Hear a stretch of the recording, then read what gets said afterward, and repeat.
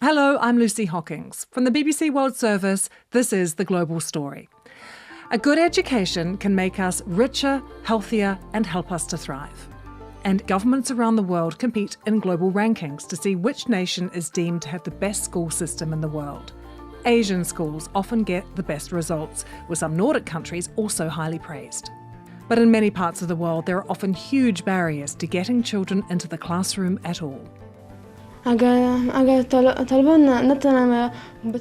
cruel not to open schools for girls. We have as much right to learn as boys do. It would be cruel of the Taliban not to allow us to return to our schools. So what does the best school system in the world look like? And which country educates its children the best?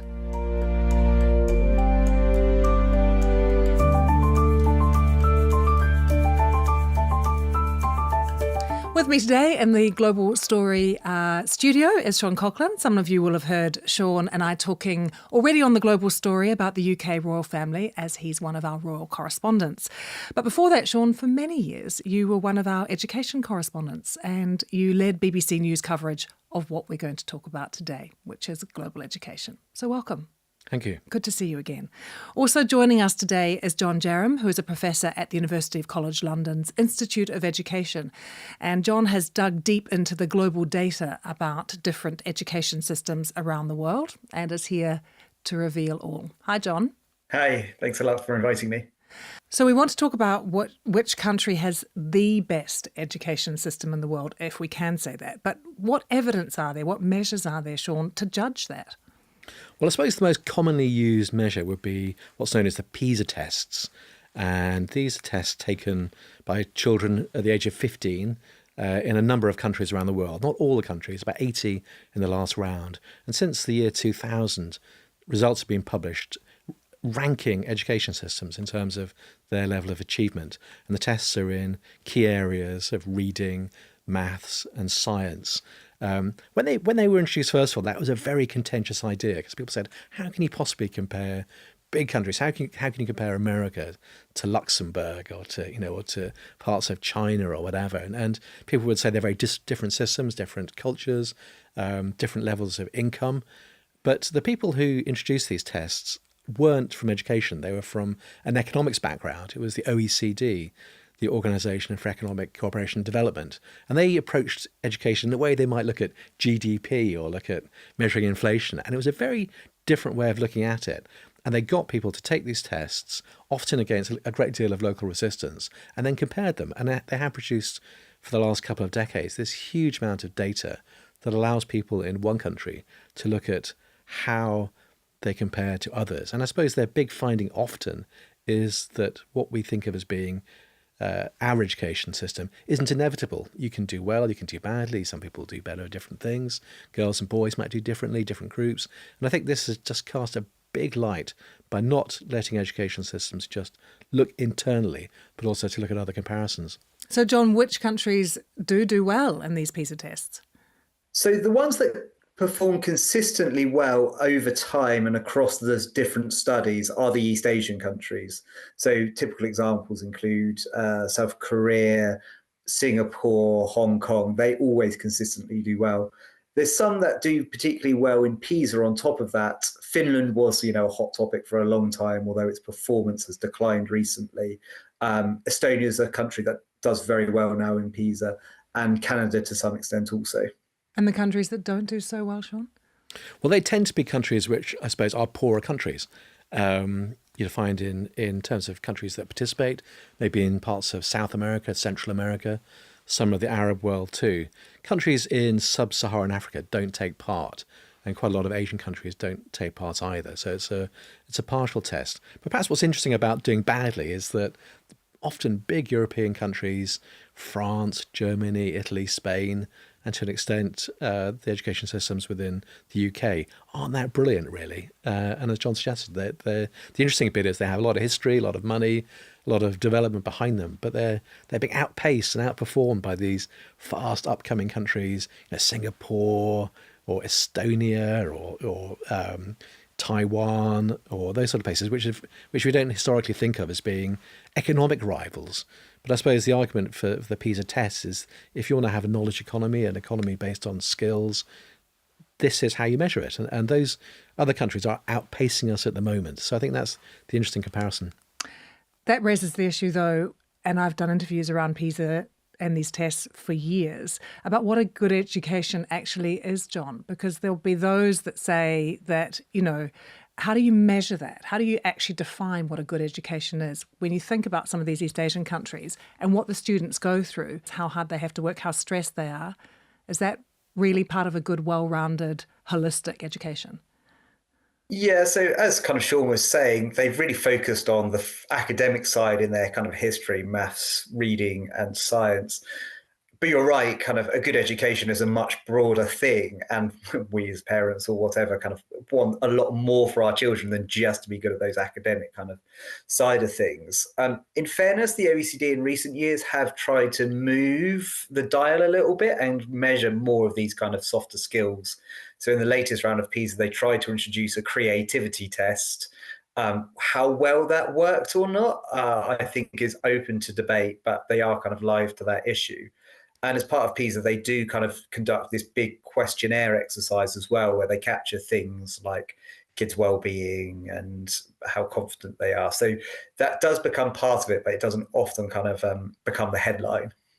Sean, some countries take these PISA rankings incredibly seriously. Why? And how do they think that a better education system is going to affect even the economic outcomes of the country that, they're running?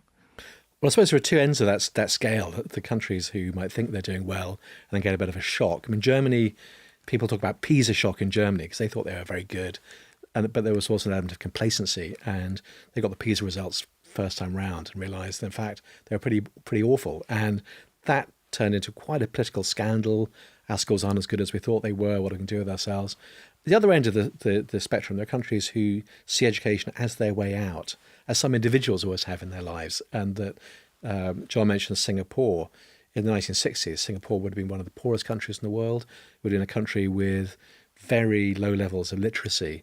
And it deliberately invested in education to make itself a high skills, high income country. Our main responsibility is to nurture the students in such a way that they will be ready for the future, to become productive citizens of tomorrow. And we all know that the future is going to become more complex, much more uncertain, much more unpredictable, much more ambiguous. I suppose it's back to the idea that economists might say, if you want to see the economy of the future, look at the classrooms of today. And it's a massive economic driver. And if you look at the sort of jobs which now are in demand and the jobs which are well paid, and where economies want to place themselves in the economic food chain, education and skills more broadly are absolutely central to that. And that's a long-term game. But countries which have chosen to invest in education and skills, who consciously decided to make this a priority, will see the economic reward. So let's look then at what works, because we've looked at which countries are considered to have successful education systems, but I think we all want to know why. Why, Sean, does Singapore have something in common with Estonia? I mean, and does it? These high-achieving countries, what do they have in common? Well, a long time ago, I remember trying to do an identikit picture of what a successful PISA country would look like. And there are sort of philosophical questions about equality. Countries which make sure that all their pupils get through a certain level of education to a certain standard, regardless of their background, do well. If you are teaching them by different level of abilities, then you are segregating them. And we don't want to segregate any people in the world. Why we are doing that in the schools? That's my personal opinion. This is one of the main things why Estonia is successful. Shanghai used to be the model that was talked about a great deal, because there was an assumption there that no matter if children came from a very deprived background, they would still get to a certain level of education. And their education system was based around that. Teachers were expected to make sure their pupils got there. But I think there are other cultural factors, possibly. It's interesting, it was very striking how many of top PISA performers are small and fairly new nation states, younger states, ambitious, wanting to define themselves. Often countries which live near very big neighbours. Estonia's near Russia, Canada's near the USA. Sort of Singapore has lots of bigger geographical neighbours around it too. And often that's, or Taiwan is near to China. The superstars at PISA are often small, quite cohesive countries who have set themselves a target of getting better, often places without any great natural resource. They don't have oil, they don't have big populations, they have to focus on something like this. And I think that is the characteristic of a top PISA star. John, what about the age in which children start school? I remember sending my summer-born little 4-year-old off to school in his uniform and thinking how tiny he was, and that if he was in Finland, it would be another 3 years before he started school. I also have a summer-born 4-year-old who's just started school, so that's a very kind of poignant question to me. I don't think there's any good international evidence on the best time that children start school. I don't think there's clear-cut that it's better to start them earlier versus later, at least kind of from the international kind of assessment data. What I would say is, there is a bit of a blurred line between school and earlier education as well. So there's often a fixation on, we start school at this age. But I know I sent my 4-year-old to nursery beforehand, and he was definitely doing some education stuff in the year beforehand. Countries where children don't formally start school until age 7, it's not that they're not doing anything beforehand, right? A lot of them will be kind of doing different types of earlier types of education. It's taken us this long to get to one of the most important things that happens in a classroom, and that is the actual teaching and the teacher, John. How much does teacher quality or the funding of teachers play a role in these countries that do well? Yeah, well, we know from the international evidence, teacher quality matters. It matters a lot. If you are fortunate enough to have a very good teacher, you can make kind of up to 3-4 months extra learning gains over the course of an academic year compared to if you have one of the kind of lowest quality teachers or whatever in the class. So it is a big driving factor. How much it explains international differences, you can't quite put a figure on. I have a feeling that it's part of the mix that goes into why some of these countries do better and worse, but it's probably not the major component for a lot of them. So I think it plays some role, but not kind of like the key ingredient by itself, as it were. Sean, when we've been talking about the PISA rankings, you haven't actually mentioned the UK and the US, I don't think. But some of our listeners in those two countries that are listening will probably be surprised to see how far down the rankings the UK and the US are. Why is that? Well, I think in the case of the United States, the big issue there is the massive divide, both in wealth, in geography, and also fairness, I suppose, equity. If America was taken, America's overall result, the United States result, is quite mediocre. But if you take some of the individual states, like Massachusetts, if it entered on its own as a separate country, would do incredibly well, be right at the top. Some of the southern states, I think I remember people talking about Mississippi before, and a few other southern states do really badly. They would be not of the Western world if their results were put with other countries. And so what you get up is an average. And you get into another question, and so the average is rather middling, is the overall result. You also get into that sort of bigger question then about fairness overall, because America has lots of elite universities, has lots of elite schools too. They might say their system works. The money, the funding, everything goes into an elite system, but doesn't serve very many people who are struggling in other schools. And I suppose that's the sort of question that's highlighted by the international comparison. The UN estimates that 224 million children need educational support, and that includes more than 72 million who can't attend school at all because of war or conflict in their country. There are also other barriers too, such as living a very long distance from school, what's happening with our climate, and poverty. Sean, if we look at war, it's obviously a massive factor that can stop children attending school. And we can see this happening in Gaza at the moment, in Sudan and Ukraine as well. Just take us through what the impact is on a child if they can't get access to education. Well, I always think this is a scandal that it's not even a bigger scandal because, as you're saying, tens of millions of children never even get to go to any kind of education. And it's not just about learning to read and write. It's what happens beyond that point. If you can imagine trying to navigate a modern world with that basic literacy skills, trying to navigate a digital world increasingly, no matter where you are, and that's kind of implications for your own wealth, your own family's wealth, also your health, your chances of being caught up in conflicts, being influenced by extremism and all kinds of bad things, criminality, all those are linked to a lack of education. And I think it's a pernicious thing that we've allowed. It's extraordinary. Here we are in 2024, and there are still tens of millions of children who don't even get to start education. And it's not just war, it's corruption, it's bad management, it's teachers not being paid. I remember going to schools in Africa where there were empty classrooms, and you'd say, well, why isn't anyone going to school?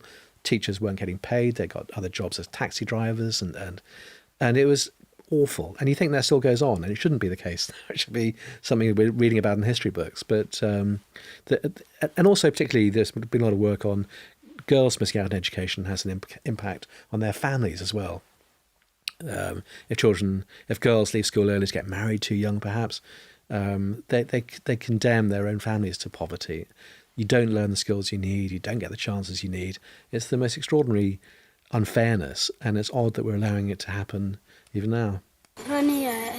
I have to fetch water from the trading center and bring it to the mining site so that we can pan for gold. I want to go back to school. And Sean, I think we should take a moment to address what's happening in Afghanistan. There is still this massive global education campaign to let girls learn. But when the Taliban took over, it's become the only country in the world that does not allow girls and women to attend schools and universities. So if you're over 12 and you're a girl in Afghanistan, you can't go to school. It's cruel not to open schools for girls. We have as much right to learn as boys do. It would be cruel of the Taliban not to allow us to return to our schools. John, we've been reflecting on how difficult it is for girls and young women in some countries to access education. They're even denied it in Afghanistan, and there's clear discrimination that obviously takes place in some countries. But in terms of OECD countries, isn't it the case that girls are outperforming boys? That's certainly true in some specific subjects. So the clearest example is reading. So there's the PISA assessment of 15-year-olds in reading, and there's another assessment called PALS, which is 10-year-olds reading. And in both of those, you do very clearly see a gender gap where girls always outperform boys. It holds true across pretty much every country in the world, and holds true over time. And we have data from England and the United States where children take very early kind of literacy and verbal tests, age 3, age 5. And you can see even very early on in kind of children's lives. So it's very clear in terms of reading. In terms of other subjects, it's a bit more nuanced. So mathematics, it's a lot more kind of even. If some countries, there's definitely kind of still an advantage to boys. So it does vary across the different subjects. And Sean, how much do you think an education system can actually change? Are other countries looking at Singapore or Estonia or some of these high-performing countries and saying, we need to be more like this, and then they can make it happen? I think they can change. I think you often get into that thing about people say, oh, so-and-so's got a great culture of education, a country, as if it was some sort of act of God that some countries did well and some other countries do badly. But I think the interesting thing about the PISA test is they actually show that things can change. Things aren't inevitable. Some countries can show that children from very deprived backgrounds can do very well. And that raises the question, well, why can't that happen elsewhere? And John, what about the way that kids are taught? Is there a magic formula there now that we know that works? No, is the short answer there, to put it bluntly. Teasing out, I think, as Sean said very nicely, the very specific factor that's driving these country level differences is really, really tricky. So people will often want to point to a teaching method or a thing or a policy and try to export it from one country to another. It doesn't really work like that, and it's not that simple. Anecdotally, I live in a part of London which the schools are considered low decile. So there's a lot of kids from poorer backgrounds in those schools. And the schools were underperforming for years. Then the government came in and spent a lot of money in our borough on schools. And it might not come as any surprise, Sean, that it worked. Standards went up. Is there just not a fundamental here that in order for kids to get the best education, quite a lot of money needs to be spent? It does come down to money and resourcing. I think money is vital as a starting point, but it is also how you spend it. And There's a basic level of funding. You need the right number of teachers, you need the right equipment, you need to be warm, you need to make sure that the children are well fed and comfortable and able to learn, and they're well supported in that sense. But then it's often, I suppose, you look to the evidence again. I remember for a while, class size was the big thing.